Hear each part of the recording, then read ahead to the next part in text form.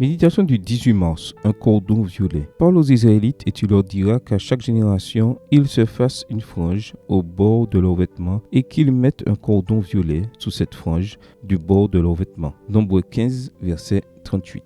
L'une des règles les plus curieuses du Pentateuque sur la sainteté concerne un signe sur le vêtement. Le vêtement est sans aucun doute une identité et en même temps une différenciation par rapport aux autres. Cette fonction esthétique est devenue un symbole de la Bible. Mettre un cordon violet sur les bords des tuniques et des manteaux était beaucoup plus qu'une mode, c'était une marque d'engagement. Aujourd'hui, la fascination pour les sports fait que l'on voit des foules se vêtir des couleurs de leur équipe, de la tribu à laquelle ils s'assimilent. Dans Nombre 15, versets 37 à 41, Dieu devance toute tendance de la mode et propose que son peuple mette à l'extrémité de ses vêtements une frange dotée d'un cordon violet. L'objectif était, comme indiqué auparavant, symbolique. Leur rappeler qui ils étaient et leur rappeler de ne pas porter leur regard ou leur pensée sur ce qui pouvait entraver leur relation avec l'Éternel. Intéressant. Je ne dis pas de mettre des lanières violettes sur notre vêtement, mais des morceaux de ciel dans notre vie.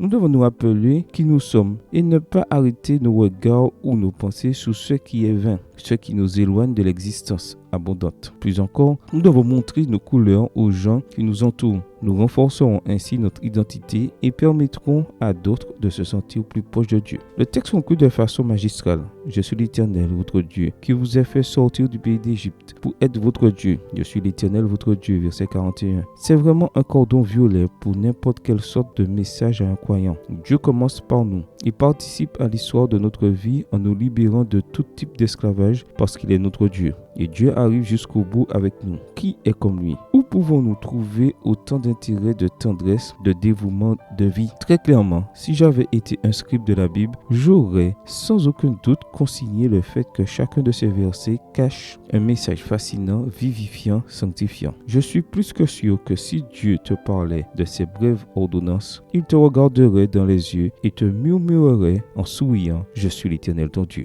Amen. Bonne journée à toi et que le Seigneur te bénisse.